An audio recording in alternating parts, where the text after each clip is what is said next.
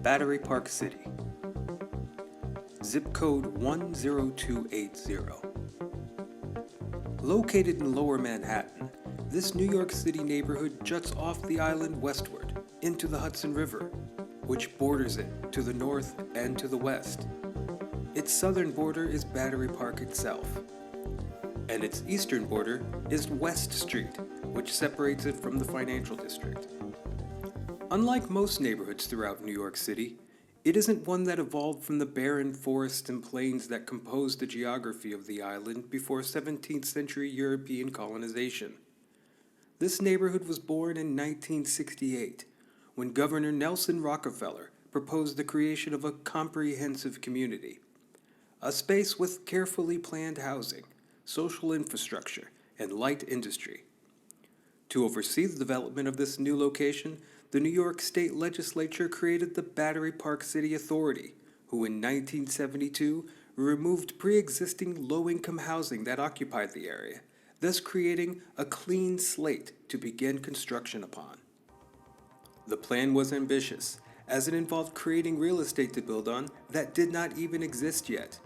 An artificial extension of mainland Manhattan was created using tons of landfill material dredged from the construction of the newly completed World Trade Center. In addition to this, tons of sand that was excavated during the creation of the new Ambrose shipping channel near Sandy Hook, New Jersey was added. And finally, tons of stone that remained from the beginning of the construction of the New York City Water Tunnel No. 3 project. By 1976, the landfill was complete and construction began. By the year 2000, the entire area had been developed with around 43 properties, consisting of residential, office, and retail high-rise buildings, and the new location for Stuyvesant High School. Interspersed with these buildings were parks and a waterfront esplanade that was once a series of abandoned shipping docks. Upon its completion, Battery Park City had become a suburban neighborhood in the middle of a teeming metropolis, a brand new district of New York, bordering on its oldest.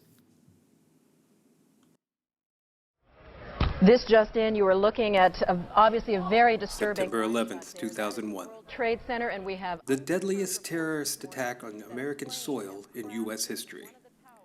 As 4 hijacked passenger planes were crashed into the World Trade Center's Twin Towers, the Pentagon in Washington, D.C., and in Shanksville, Pennsylvania, 2,996 lives were lost.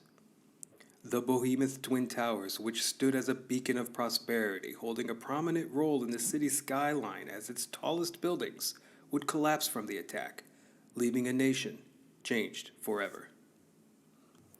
As the city of New York regrouped to begin recovery efforts from the massive devastation, it was calculated that the attack caused at least $10 billion in infrastructure and property damage.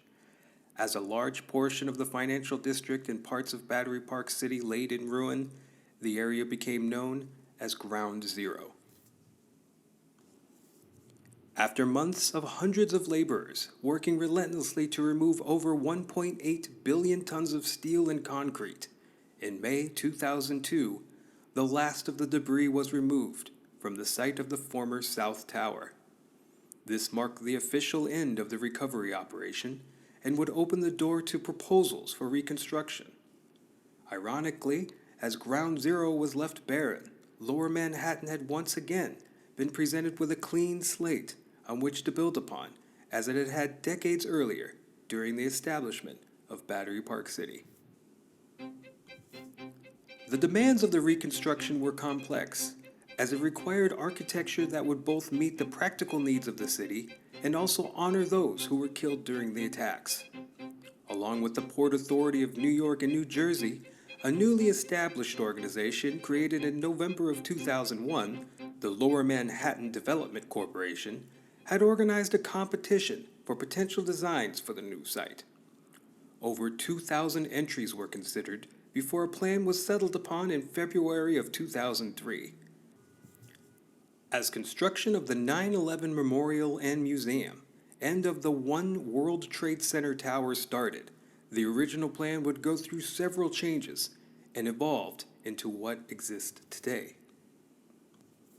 As the new structures of the World Trade Center were completed, across West Street, Battery Park City completed repair and restructuring of its own damaged structures as well. Brookfield Place Plaza, a group of retail and office spaces, which due to its proximity to the original World Trade Center complex required intensive repair, specifically to its Winter Garden atrium, a 10-story glass pavilion that was connected to the complex via a 400-foot pedestrian bridge.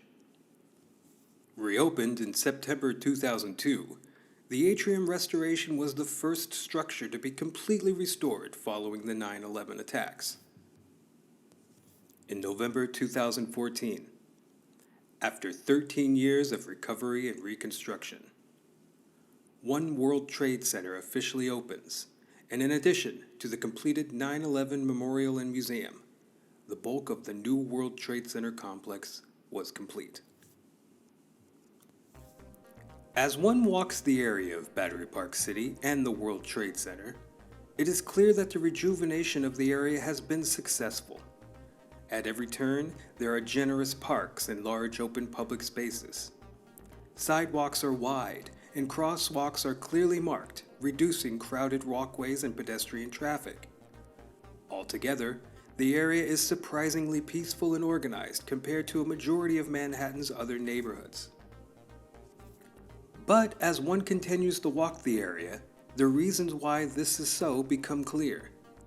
Amongst the structures, sidewalks, and parks exists an extensive web of cameras and roadblocks that are designed to detect, track, and deter terrorists.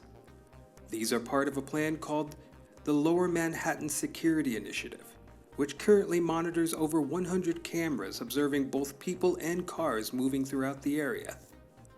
Resembling London, England's own network of surveillance, commonly referred to as the Ring of Steel, the Security Initiative also has plans to install an additional 3,000 cameras and 100 automatic license plate number recognition devices throughout all of Lower Manhattan. Alongside these cameras is an ever-present display of force by security and police officers. As one travels through the area, it seems that there is an officer on duty every 50 feet in all directions. This is the result of a combined effort of several government entities, including the New York City Police Department, the Port Authority Police Department, the NYPD Counterterrorism Bureau, and private sector security agencies. With constant observation and police presence, the goal of these security measures is to primarily maintain the safety and security of the World Trade Center and the surrounding area of Lower Manhattan. New York City holds a number of high-profile terrorist targets, such as Times Square, Grand Central Terminal, its subway and train systems, and the Brooklyn Bridge. As millions of citizens, both as locals and as tourists, populate these areas, the stakes are high to capture any potential threat. Terrorism aside, Battery Park City benefits from this immense security presence, as crime rates in the neighborhood are very low. An example of this is NYPD's reporting of criminal activity in 2016. For the city's 306 acts of murder, none were committed in NYPD's 1st Precinct, Sector D, the precinct that serves most of Lower Manhattan. For the 13,942 robberies reported, a mere 54 occurred in the area. Historically, for New York City, there has been very few opportunities to design such a large portion of an area from the ground up to meet the requirements of its citizens and security. We are here on the scene of the deadliest terror attack in this city since 9/11. October 31st, 2017. 8 people are killed and 11 are injured when a truck is purposefully driven down a busy bicycle path along West Street near Battery Park City. As the suspect is captured by police, he claims that the attack was made in the name of ISIS.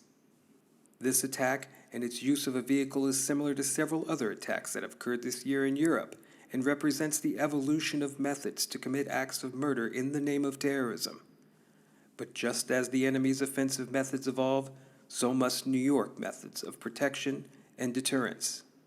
Since the attack, the city has placed several barriers along the bike path to prevent a similar attack in happening again. A solution in how to prevent other acts of terrorism is complicated and beyond the boundaries of what can be addressed in this video. The efforts of our government to create and fortify safe zones within our city, on the other hand, is a good effort to at least minimize casualties that may occur in the next potential attack.